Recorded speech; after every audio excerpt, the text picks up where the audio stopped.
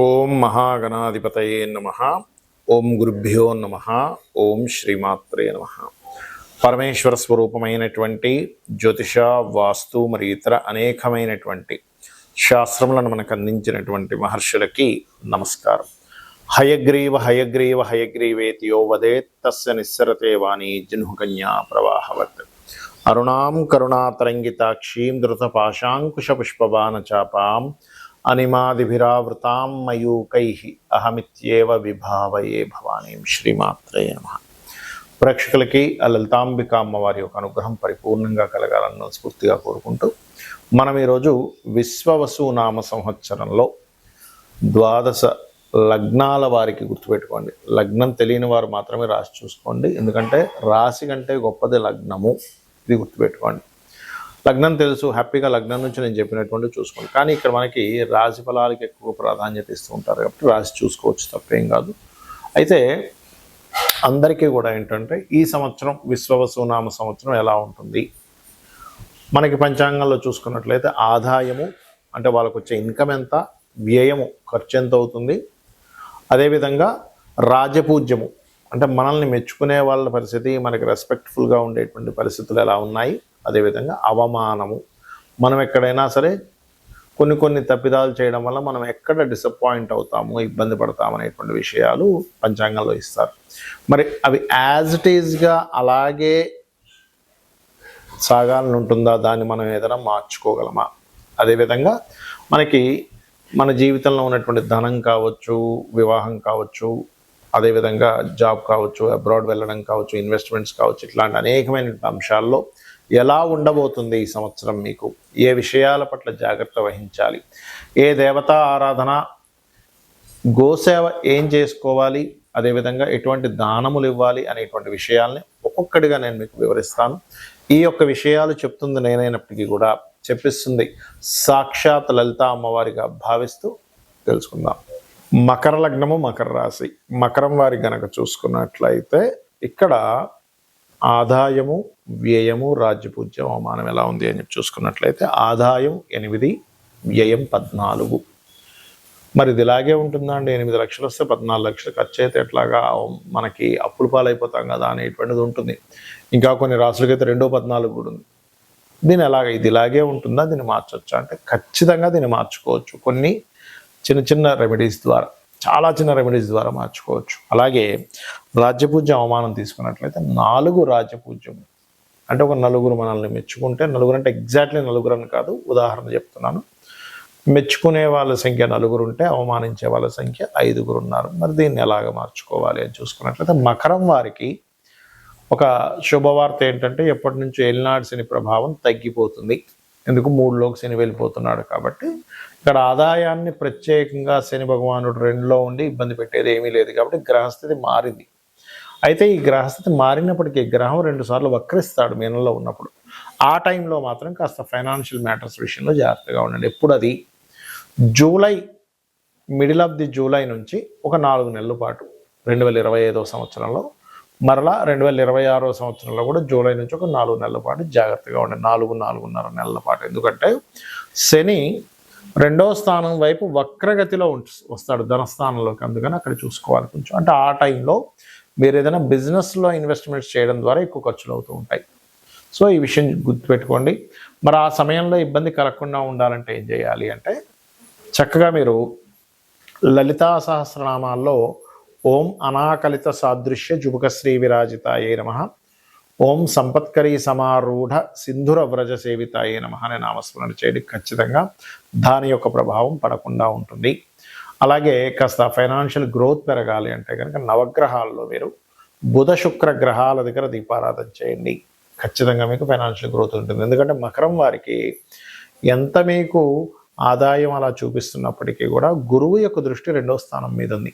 అంటే మిథునంలోకి గురువు మే 15వ తేదీకి వెళ్ళినప్పుడు దాని యొక్క దృష్టి 2వ స్థానం మీద ఉంటుంది, కుంభం మీద ఉంటుంది. కాబట్టి మీకు ధనస్థానం అవుతుంది. కాబట్టి ఖచ్చితంగా ఏదో ఒక మార్గంలో మీకు ధనం మాత్రం వచ్చి తీరుతుంది. దీని గురించి పెద్దగా మీరు టెన్షన్ పడాల్సిన అవసరం లేదు. ఇక రాజ్యపూజ్య, అవమానాలు కనుక మనం మార్చుకోవాలి, దానికి సంబంధించినవి ఎటువంటి పరిహారాలు చేసుకుంటే బాగుంటుంది అంటే మకరం వారికి రాజ్యపూజ్యాన్ని ఇచ్చేటువంటి స్థానం 10వ స్థానం శుక్రుడు అవుతాడు. మీరు ఎంత ఓం రాజశ్యామలాయై నమః అనే నామస్మరణ చేసుకుంటే అంత రాజ్య పూజ్యం పెరిగి తీరుతుంది, అందులో ఎటువంటి సందేహం లేదు. అలాగే మీకు మంత్రస్థానాధిపతి కూడా శుక్రుడే అవుతాడు కాబట్టి ఎంత మంత్ర సాధన చేసుకుంటూ ఉంటే అంత ఫినాన్షియల్ గ్రోత్ పెరుగుతుంది, గుర్తుపెట్టుకోండి మకరం వారికి ప్రత్యేకంగా. అలాగే అవమానం సంఖ్య కూడా 5 ఉంది కాబట్టి దీన్ని ఎలా తగ్గించుకోవాలి? సర్వసాధారణంగానే మనకి 2 గ్రహాలు అవమాన స్థానంలో తిరుగుతున్నాయి. ఫస్ట్ ఆఫ్ ఆల్ మనకి ఒక 6 గ్రహాల అవమాన స్థానంలో షష్టగ్రహ కూటమి వస్తుంది. ఇది విశ్వవసునామ సంవత్సరం ప్రారంభంలోనే వచ్చి మీకు ఏమవుతుందంటే అది ఒక 15 రోజులు ఉండి దాని తర్వాత ఒక్కొక్క గ్రహము కదులుకుంటూ వెళ్ళిపోయి 4 గ్రహాలు 3 గ్రహాలు అలా మారుతూ వస్తూ మొదటి 2 నెలలు మాత్రం ఎవరితోనైనా ఏదైనా కమ్యూనికేట్ చేసేటప్పుడు కొంచెం జాగ్రత్తగా ఉండండి. ఇది మెయిన్గా గుర్తుపెట్టుకోండి. అలాగే జాగ్రత్తగా ఉంటూ మీరు ఓం కర్పూర వీటికామోద సమాకర్ష దిగంతరాయే నమః ఖచ్చితంగా మీకు అవమానం తగ్గేలా చేస్తుంది అమ్మవారు.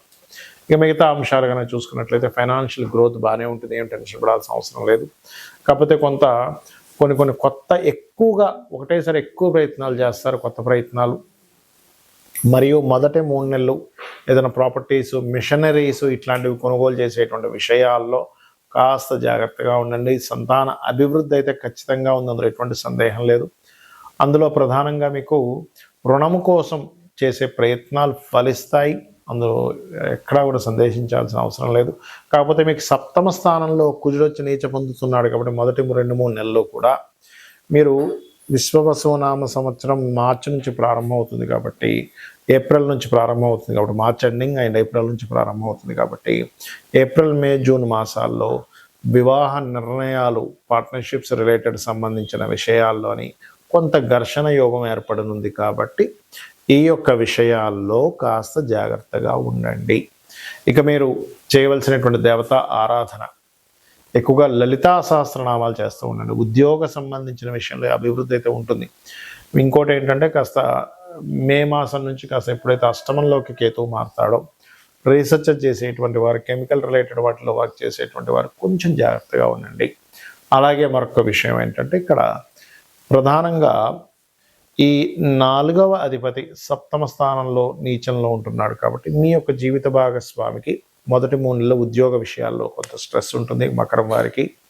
మరియు వారు ఏదైనా వాహనాలు నడిపేటప్పుడు కొంచెం సంతానం కోసం ప్రెగ్నెన్సీతో ఉండేటువంటి లేడీస్ కొంత జాగ్రత్తగా ఉండాలి. ఇక మీరు చేయవలసిన ఆరాధన ఎక్కువగా లలిత అమ్మవారి ఆరాధన చేయండి, అనే విధాలు బాగుంటుంది.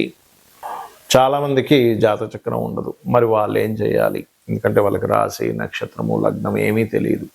అటువంటి వారు ఈ సంవత్సరం పరంగా చూసుకుంటే ఈ సంవత్సరం అందరూ కూడా కాస్త ఇన్వెస్ట్మెంట్స్ చేసే విషయాల పట్ల కాస్త జాగ్రత్తగా ఉండాలి. ఎందుకు?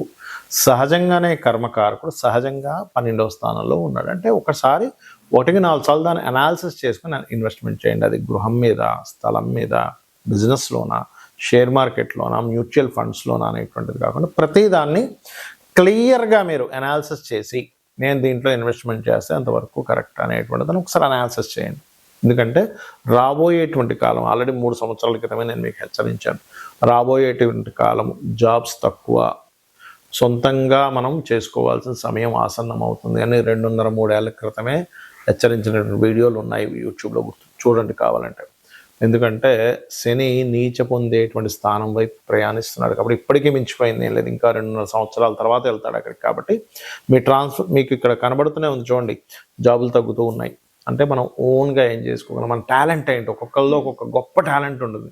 ఒక వ్యక్తికి మ్యూజిక్ వస్తే ఇంకో వ్యక్తికి చెస్ ఆడడం బాగా రావచ్చు, అందులో టీచింగ్ వెళ్ళొచ్చు. లేదా ఒక వ్యక్తి మంచి ఫుడ్, ఒక వ్యక్తి మంచి క్రియేటివిటీ పర్సన్ అయి ఉంటాడు, ఇంకో వ్యక్తి మంచి ఫైనాన్షియల్ గైడింగ్ ఇచ్చే వ్యక్తి అయి ఉంటాడు. మీలో ఉండేటువంటి టాలెంట్ ఫస్ట్ మీరు గుర్తించి ఈ వైపు మార్గాన్ని ఫస్ట్ ఎంచుకోండి. అలాగే ఎవరికైనా సరే వారికి జాతచక్రం లేదు, మాకు తెలియదండి, మాది ఏలినాడు శని నడుస్తుందో అర్ధాష్టమ శని నడుస్తుందో అష్టమ శని నడుస్తుందో తెలియదు అనుకునేటువంటి వారికి ఒకటే చెప్తా, నిత్యము ఉదయము సాయంత్రము అమ్మవారికి దీపారాధన లేదా మీ ఇష్టదైవానికి దీపారాధన, పంచోపచార పూజ చేయండి. అంటే గంధము, పుష్పము, ధూపము, దీపము, నైవేద్యము. జస్ట్ మనస్ఫూర్తిగా ఒక్క 10 నిమిషాల్లో మీకు పూజ కంప్లీట్ అవుతుంది. ఖచ్చితంగా మీకు ఎటువంటి ప్రభావం మీ జన్మజాతకంలో నాకు ఏలినాడు శని ఉందనో లేకపోతే పలానా గోచారంలో ఉండేటువంటి గురుబలం లేదనో లేనట్లయితే ఒక్కొక్కసారి ఏమవుతుంటుందంటే కాలసర్పదోషం, ఇట్లాంటివన్నీ భయాలు పెట్టుకుంటారు అనవసరంగా. అటువంటి భయాలు ఏమీ పెట్టుకోకండి. చక్కగా గ్రహస్థితి ఎలాగున్నా నేను అమ్మవారి పాదాలు పట్టుకున్నా, నా శివుణ్ణి నమ్ముకున్నా, లేదా నారాయణ్ని నమ్ముకున్నా, నా ఇష్టదైవాన్ని నమ్ముకున్నా,